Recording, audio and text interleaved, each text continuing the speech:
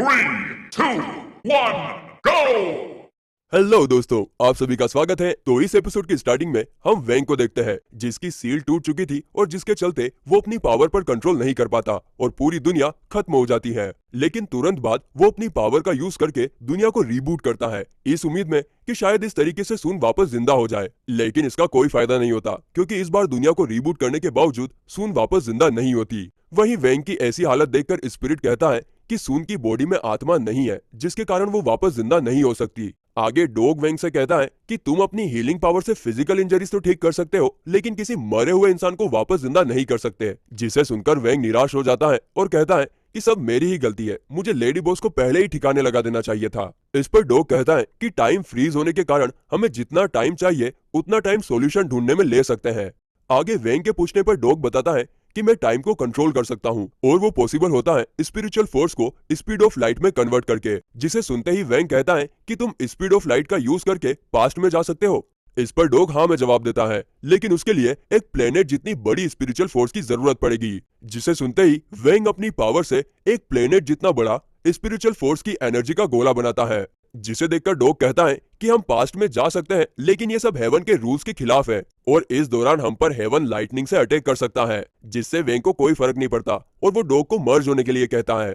वहीं उनके मर्ज हो जाने के बाद वेंग जैसे ही टाइम पीछे करने लगता है, हेवन उन पर लाइटनिंग से अटैक करता है। तभी सीन कट होता है और हमें फर्स्ट एपिसोड का सीन दिखाया जाता है, जहां पर वेंग का स्कूल में फर्स्ट डे होता है। इस दौरान कुछ सीनियर्स उसे परेशान कर रहे थे, जिसे देखकर चेन और गुवो उसकी मदद करते हैं, जबकि फर्स्ट एपिसोड में सून ने उसकी मदद की थी। आगे वेंग उसी तरह से चेन और गुवो को पैसे देता है जैसे उसने सून को दिए थे, और ये बात उसे काफी अजीब लगती है। वहीं जब वेंग क्लास में था तभी उसे ऐसा लगता है कि उसके सामने सून बैठी हुई हो, लेकिन वो कोई और लड़की निकलती है। इसके बाद जब वो चेन और गुवो के साथ घर जा रहा था तब उसे कार में सून दिखती है, तो वो उसके पीछे भागता है, लेकिन वहां पर टेंग और ईशा बैठे हुए थे।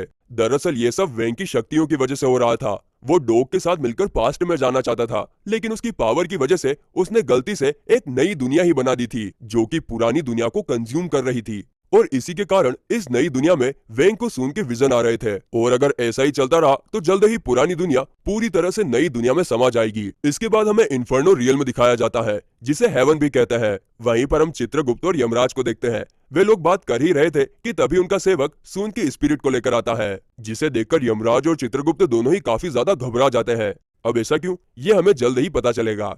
दूसरी तरफ हम नई दुनिया में वेंग को देखते हैं। वो चेन और गुओ के साथ वो सब कुछ कर रहा था जो उसने कभी सून के साथ किया था। आगे वो लोग एक फ्यूचर प्रेडिक्शन मूर्ति के पास आते हैं, जहां पर सबसे पहले चेन अपना हाथ उस मूर्ति पर रखता है और वो मूर्ति बताती है कि तुम इस सेमेस्टर में 3 सब्जेक्ट में फेल हो जाओगे। जिसे सुनते ही चेन फूट फूट कर रोने लगता है, और उसे देखकर गुवो कहता है कि देखो कैसे बच्चों की तरह रो रहा है।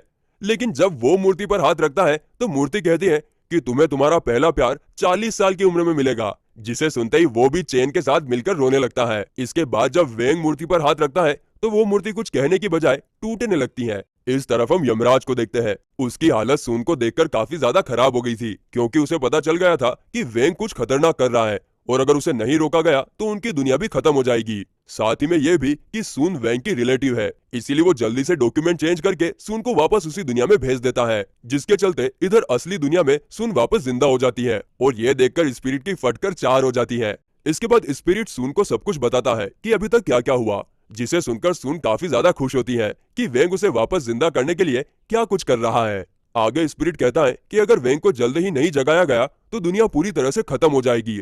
जिसे सुनकर सून सब कुछ ठीक करने की जिम्मेदारी लेती है, जिस पर स्पिरिट कहता है कि तुम्हें डर नहीं लग रहा वेंग की दुनिया को डिस्ट्रॉय करने में। इस पर सून कहती है कि एक जवान लड़की का प्यार में पड़ना यही सबसे बड़ा डर होता है। जिसके बाद स्पिरिट स्वॉर्ड में बदल जाता है और फिर सून उसे लेकर वेंग को जगाने के लिए निकल जाती है, लेकिन वेंग का डिफेंस सिस्टम उस पर काफी अटैक करता है।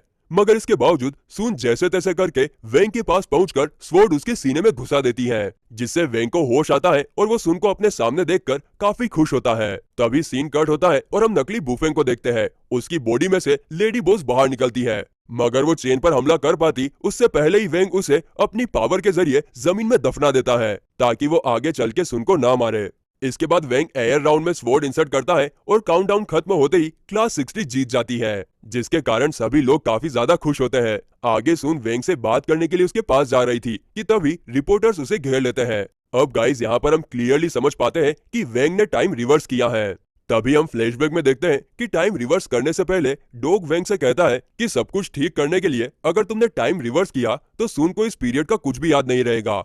जिसे सुनकर सुन कहती है कि कोई बात नहीं, फिर भी तुम टाइम को रिवर्स करो क्योंकि दुनिया को बचाना ज्यादा जरूरी है और मुझे यकीन है कि मैं किसी भी टाइम पीरियड में रहूं। जिसे सुनकर वेंग इमोशनल हो जाता है और वो टाइम को रिवर्स कर देता है। जिसके बाद अगले सीन में हम वेंग के डैड को देखते हैं। वो वेंग के लिए न्यू सील लेकर आए थे जिसे वो वेंग की गर्दन पर लगा देते हैं।